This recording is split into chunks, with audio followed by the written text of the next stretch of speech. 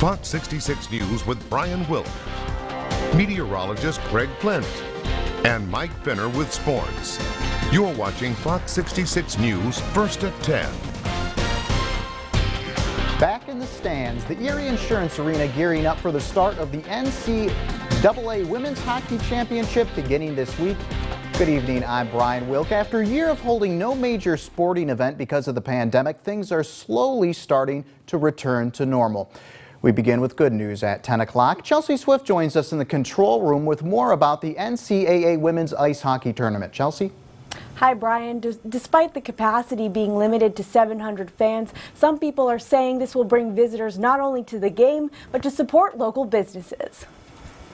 The NCAA canceling winter championships about a year ago in March of 2020. Not only can women's college hockey teams from all across the country compete for a national championship this winter, but they'll be able to do so here in Erie. Mercyhurst University and the Erie Sports Commission delivering on their plans to host the 8-team field at Erie Insurance Arena for the week-long event. We're fortunate that we had the CHA Women's Tournament last weekend here, and now the NCAA Championship. Erie has sort of become the epicenter of women's collegiate hockey here in March. Starting Monday, March 15th, the Frozen Four Championship games will go through Friday, March 20th. We discovered about 2 months ago that the NCAA had intentions to have the whole tournament come to Erie and not just 4 teams, and we thought that was tremendous. It's a great thing for Erie. Some people are saying this NCAA tournament will help the local community, both athletes and spectators contributing to local businesses. It's brought wonderful energy to the hotel. Occupancy's up. They are eating here, so it's great having that revenue brought in. Calusi says several area hotels and downtown restaurants and bars are excited for the games to start. We're just excited to bring sports and entertainment and life back down to downtown Erie. For those attending games, mask wearing and social distancing will be enforced, and there will be no concessions open at the arena. Brian? Chelsea Swift reporting. Thank you very much. Here now is a look at the latest COVID-19 cases for Erie, the surrounding region, and across the state. The State Department of Health reporting 34 new positive cases today. The total now stands at 18,110. Crawford County reporting 6 new cases. Warren County reporting no new cases today. Ashtabula County is up 3. Chautauqua County continues to report a total of 7,775. Across Pennsylvania, 1,914 new COVID-19 cases reported, raising the total to over 966,000. Here's a look at the latest vaccination efforts. In Erie County, 87,784 vaccinations have been administered. In Crawford County, the number is 31,862. Warren County, 9,522 shots have been given. Across Pennsylvania, over 3.6 million people have now been vaccinated. And your local vaccination headquarters is yourerie.com. Look for this logo on our website for the latest information on where and how you can sign up for a COVID-19 vaccine. Fresh off passing the $1.9 trillion American Rescue Plan, Democratic leaders are trying to drum up support for their next big plan. It's a $2 trillion infrastructure package. Fox News correspondent Mark Meredith takes a look.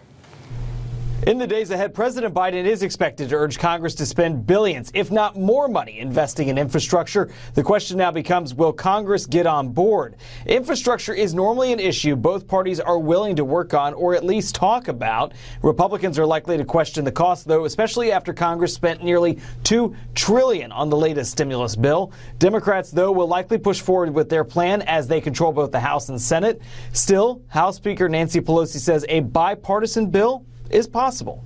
So I put out called upon my chairs of the committees of jurisdiction to reach out to the Republicans to see what we can do, as we have traditionally done, in a bipartisan way. This is about broadband, it's about water systems, it's about mass transit, it's about good paying jobs all over the country. Like the stimulus, though, Republicans may argue any future bill will contain too much money for Democratic priorities. Some Republicans are already speaking out against any potential tax hikes, and conservatives may have issue with any climate change provisions included.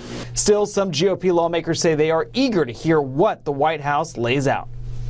We're hoping we get more than 10 Republicans. The president wants to work with us. We want to work with them. I don't know what the top line number is going to be, but we need a robust plan, that's for sure, but we got to pay for it. Now, as for how the administration may approach Congress and when, that still needs to be worked out, and we expect we'll learn a lot more about the administration's efforts later on this week. In Washington, Mark Meredith, Fox News. We have more news coming up in a moment, but first, meteorologist Craig Flint has your Fox First forecast. Craig. So, Brian, today, it was bright, it was breezy, but temperatures actually ended up in the mid-40s, which is pretty seasonal, pretty normal for this point in March. It will be a clear, cold night, still a bit breezy as we take a look live right now at Edinburgh University. Still a breeze, a mainly clear sky. There are a few patchy clouds earlier this evening. Those have moved out of the way. Storm tracker high and dry, nice and quiet through the night, through the day tomorrow as well. Clear sky, 32 right now. It's that north wind right off the water that's going to keep us cold right through the day on Monday. But again, there should be a good deal of sunshine, especially the first half of the day. Once we get into the afternoon, you'll notice those thin high clouds start to increase out ahead of our next storm system, which is the same one delivering all the snow and severe weather out in mid-country. By the time it gets here, much more attenuated. Your complete forecast coming up later in the newscast. Brian? Thanks, Craig. A man from Guys Mills is dead following a one-car rollover accident Saturday morning. Now, the accident happened shortly after midnight Saturday in the 12,000 block of Wolf Road in East Mead Township. According to state police, the 58-year-old was driving south at a high rate of speed. He left the roadway, struck a tree, causing the car to roll over. The man was found unresponsive by police in the driver's seat and was pronounced dead at the scene. Police are continuing their investigation. Well, Edinburgh favorite Hurry Hill Farms is not letting the pandemic stop them from a yearly tradition.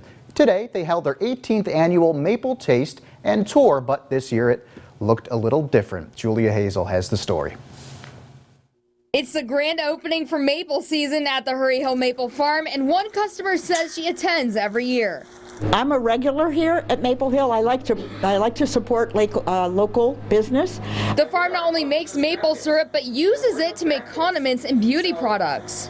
The lip gloss is a treat for a wedding coming up in the near future. So I am making a big purchase today and enjoying a perfect day. You can enjoy the walking trail that gives you the sweet experience of looking at the maple trees and where they make the syrup. I'm excited to go down and walk on a nice day all the way down to the trail, look at the sugar shack where they do the making of it. But one special tree makes the sweetest maple syrup. There are several maple trees that you can tap. We'd like to tap the sugar maple because it has the highest sugar content. Now it takes 40 gallons of sap to be boiled down in this evaporator to condense 1 gallon of maple syrup. And why enjoying a tasty treat is helpful for local businesses. Always a good idea to support our local people. And these are good people. We have a lot of good people here in Edinburgh, and I try to do that on a regular basis. So. Julia Hazel, Fox 66 News. The Meadville Area Recreation Complex received a major gift today. A $50,000 check was presented to them from the Pittsburgh Penguins Foundation in conjunction with Channel Lock. Along with the check presentation, a meet and greet was held with former Pittsburgh Penguins hockey legend Phil Bourque. Officials with the mark say things are starting to get back to normal. We have done a really good job. We were shut down from March to June last year, but the hockey community came back really strong here in September, and we adapted to all the rules that the state has put into place, so we were still able to have a nice, successful hockey season. An update on an Erie surgeon and his fight against the devastating effects of COVID-19. It's continuing coverage tonight at 10 o'clock. UPMC Hammett surgeon Dr. Carl Sion had a double lung transplant last month after his lungs were destroyed by COVID-19. On Facebook, his wife Anita is reporting that yesterday Carl did a PT test. He had to walk for 6 minutes, and she says that he passed it, but it was very difficult, saying every day Carl is becoming more and more like himself. Carl said the only thing he remembers about the coma is that God told him he would not die. Coming up on Fox 66 News, the situation at the U.S.-Mexico border is testing the Biden administration's immigration strategy. Plus tonight, Luck of the Irish, one local bar and restaurant, is getting into the St. Patrick's Day spirit. And enjoy your stay. We'll give you a look at a new hotel in China, letting you get up close and personal to some polar bears.